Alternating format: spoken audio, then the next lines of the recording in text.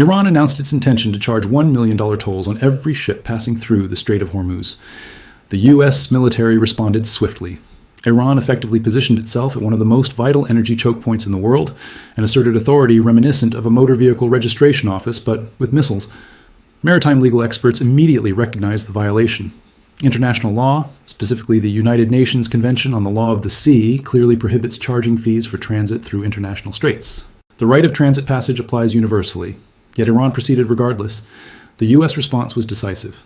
Secretary of War Pete Hegseth stated that a strong red, white, and blue protective dome had been established over the strait. This dome was supported by guided missile destroyers, more than 100 fighters and attack aircraft, and unmanned platforms coordinated by the 80th Airborne Division, maintaining 24-hour surveillance. Apache AH-64 and MH-60 Seahawk helicopters were deployed, sinking 6 Iranian fast attack boats on the first day of Operation Project Freedom. Admiral Brad Cooper personally flew over the strait in an Apache helicopter on May 3rd, the day before the operation began, to reinforce the mission's objectives. The operation has created a humanitarian crisis. Over 20,000 mariners are stranded on more than 1,500 vessels in the Arabian Gulf. They face shortages of food and supplies, trapped between the IRGC tolls and a U.S. naval blockade that threatens $500 million of Iran's daily economy. These are civilian sailors from multiple nations, unexpectedly caught in a geopolitical standoff with no immediate resolution. Iran's PGSA toll regime is not merely military strategy. It is a hostage negotiation. Controlling 20% of the world's oil supply and 20,000 civilian sailors, Iran uses this leverage to push its demands. This situation began during the U.S.-Israeli campaign, Operation Epic Fury, on February 28th. Iran's first move was a complete closure of the Strait of Hormuz. IRGC forces broadcasted VHF radio warnings to all vessels, boarded and attacked ships, laid mines, and sank 16 Iranian mine layers, according to CENTCOM. They fired on commercial vessels at least 17 times and seized 2 container ships. These actions reduced maritime traffic to approximately 5% of pre-conflict levels. Informal tolls, started by March 20th, confirmed by Iranian state television, with fees of up to $2 million per vessel. Aladdin Bourjour, an Iranian parliamentarian, justified these fees as a reflection of Iran's strength and war costs. Between March 1st and 15th, roughly 89 to 90 vessels complied with IRGC clearance, establishing commercial precedent. By May 16th, the PGSA formally launched its X account, institutionalizing what was previously a gray market practice. Chairman Ibrahim Azizi announced forthcoming details of the toll, including fees for specialized services, effectively coercing compliance under threat of force in international waters. Daily transits through the Strait of Hormuz previously averaged 140 vessels, now drastically reduced. The International Energy Agency declared this the largest energy supply disruption in history. PGSA maps published on May 20th claim a control zone stretching from Khoi Mubarak in Iran to the Fujairah coastline in the UAE, potentially encroaching on another nation's territorial waters. Iran is asserting unprecedented authority over both international and sovereign territory. The toll process itself collects extensive intelligence on every vessel. The PGSA declaration form contains 40 questions regarding the ship's name, IMO number, former names, country of origin, destination, owner and operator nationalities, crew nationalities, cargo, and intended route. Incomplete or inaccurate submissions invite consequences. Complying exposes shipping companies to U.S. secondary sanctions, as payments to Iran for safe passage are not authorized by the Office of Foreign Assets Control. Companies face a binary risk: refuse and risk IRGC attack, or pay and risk U.S. sanctions. Operators currently paying PGSA tolls are mainly Chinese-linked or UAE-managed gray fleet actors without state protection and no exposure to U.S. regulations. The payment system bypasses conventional banking, using the Conlin Bank and the China International Payment System for Chinese yuan transactions, or Bitcoin and USDT stablecoins to IRGC-linked wallets. Every toll paid in Chinese yuan demonstrates a sanctions-resistant method for energy trade outside the Western financial system, aligning with China's efforts to reduce dollar dominance in global oil settlement. From Beijing's perspective, Iran's wartime toll regime, though condemned globally and legally dubious, is a live experiment in enforcement. Simultaneously, Iran is attempting to give the PGSA a diplomatic veneer. Iran and Oman conducted talks at the deputy foreign minister level on regulating Hormuz traffic. Tehran proposed a joint maritime protocol with Oman to oversee transit. Oman, historically a mediator maintaining relations with both Tehran and Washington, could serve as a legitimizing partner for the PGSA framework. If Oman formally co-administers a Hormuz transit system, the operation transforms from unilateral extortion into a bilateral regional agreement, charging $1 to $2 million per vessel. Oman has not formally agreed, but discussions continue, shaping the long-term international response.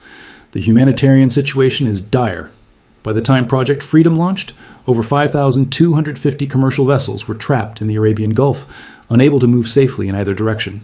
Over 20,500 mariners from dozens of nations were caught between the IRGC and the blockade, facing food shortages and limited supplies. Demetrius Manatis from Maritime Risk Consultancy stated, "Mariners are not soldiers, but they are civilians managing global trade. Filipino deckhands, Indian engineers, Greek officers, Pakistani crew, leaving their families to move commercial cargo through a long-functioning choke point, now one of the most dangerous maritime zones, because two governments are using their workplace as a negotiating chip." The 95% drop in traffic from pre-conflict levels represents roughly 20 million barrels of oil per day withheld from the market. Saudi Arabia, the UAE, Iraq, and Qatar rely on Hormuz for exports. The Gulf Cooperation Council countries, aligned with the U.S., are absorbing billions in collateral economic damage daily because the Strait has become a battlefield. The UAE was directly targeted, intercepting Iranian ballistic missiles, cruise missiles, and drones during the Project Freedom launch window. The UAE Ministry of Defense confirmed engagements against Iranian attacks on May 4th. The UAE, a non-combatant, is actively defending against strikes due to geographic proximity. The China factor looms over the conflict. 6 India-flagged vessels entered the Strait on May 18th, coordinated through bilateral talks with Iran, showing certain nations are negotiating separate safe passage arrangements outside the U.S.-led coalition. Iran's toll regime is creating a bifurcated strait, a PGSA-permitted lane for Chinese-linked, Indian-flagged, and other approved vessels, and a contested zone for all others. If this two-tier system solidifies, some nations pay the toll while others navigate under U.S. protection. This would establish a permanent revenue stream and governance claim over an international strait, irrespective of the war's final settlement. The U.S. response, Project Freedom, is defensive, focused, and temporary. It is designed to enforce maritime law without becoming a permanent mechanism at $500 million per day in operational costs. The energy impact is severe.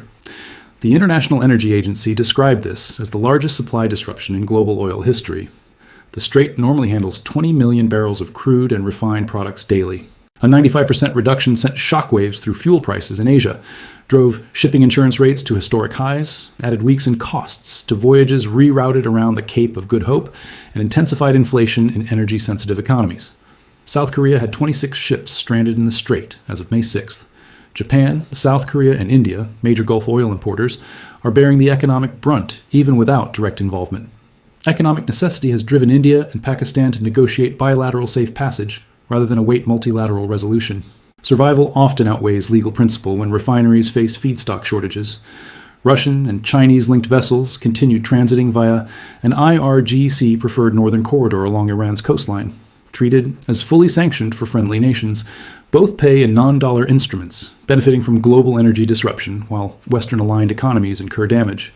China also provides the financial infrastructure, enabling the PGSA to operate as a sanctions-resistant revenue model. Beijing orchestrates payments without deploying forces.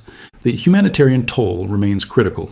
Over 20,000 civilian mariners on more than 1,500 ships are at risk. Some vessels operate dark, with AIS transponders disabled to avoid detection. On May 5th, maritime intelligence firm Windward identified 167 commercial vessels in the Strait of Hormuz, with 146 running dark.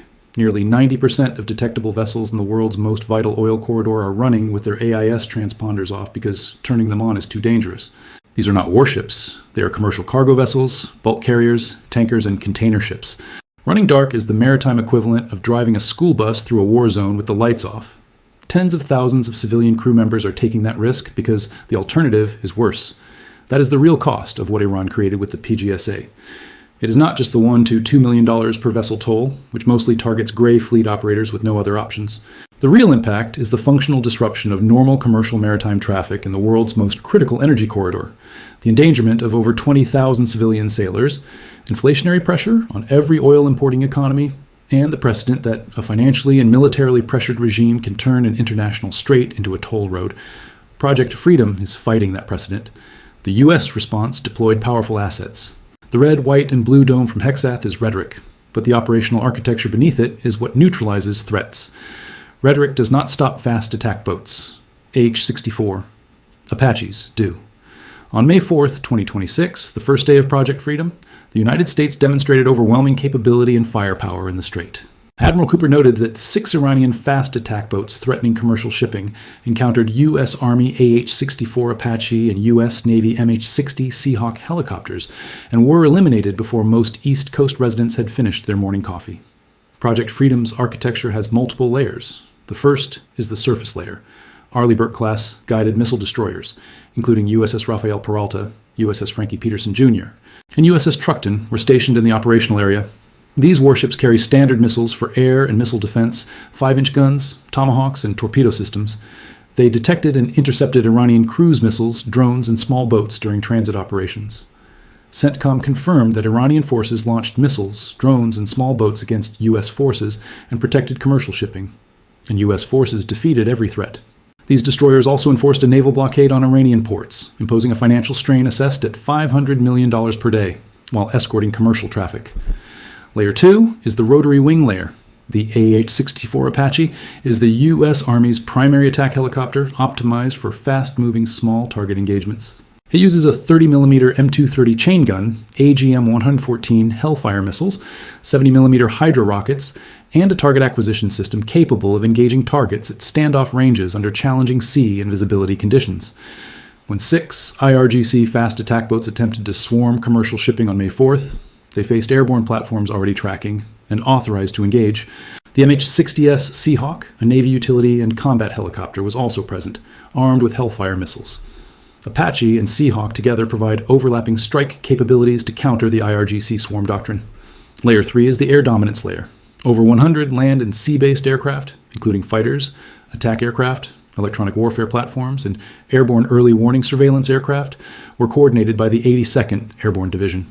This command and control network, flagged by Joint Chiefs Chairman General Dan Caney, fuses sensor data from ships, helicopters, aircraft, and unmanned platforms into a single operational picture. General Caney described this as nonstop overwatch and localized control over the Strait of Hormuz. The 82nd Airborne operates the command network, linking every sensor, shooter, and defended asset.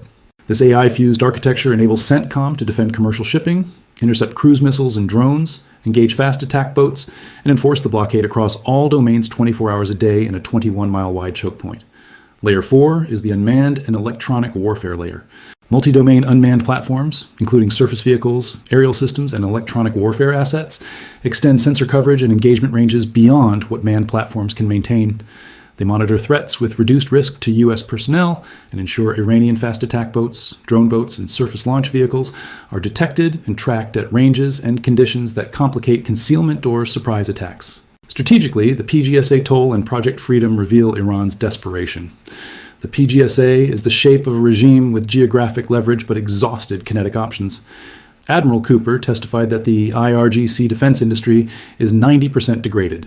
Fast attack boat presence dropped from 20 to 40 per U.S. transit to 2 or 3. Above-ground military infrastructure has been repeatedly struck by B-1B Lancers using bunker busters. What remains is the geographic reality. The strait is 21 miles wide, runs along Iran's coast, and every barrel of Gulf oil passes through it. Geographic leverage does not require sophisticated military capability, just a government agency, an email address, and residual threat capacity sufficient to make shipping companies fear noncompliance. That is the PGSA. Iran converting geography into revenue when all other pressures have failed. Project Freedom's red, white, and blue dome neutralizes this last leverage point. If CENTCOM demonstrates that commercial vessels can safely transit without paying the PGSA toll, the mechanism collapses.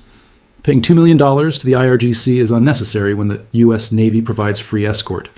The operation serves humanitarian, economic, and financial objectives, reopening commerce and undermining the PGSA. Project Freedom is defensive and distinct from Operation Epic Fury, the active bombing campaign. Ceasefire conditions do not prevent the U.S. from resuming major combat operations if needed. The combination of diplomacy and operational deterrence is deliberate. The Rome negotiations, Oman Channel, and other channels remain open, while operational reality ensures any Iranian escalation incurs immediate consequences. Iran established a toll booth on international waters backed by IRGC threats.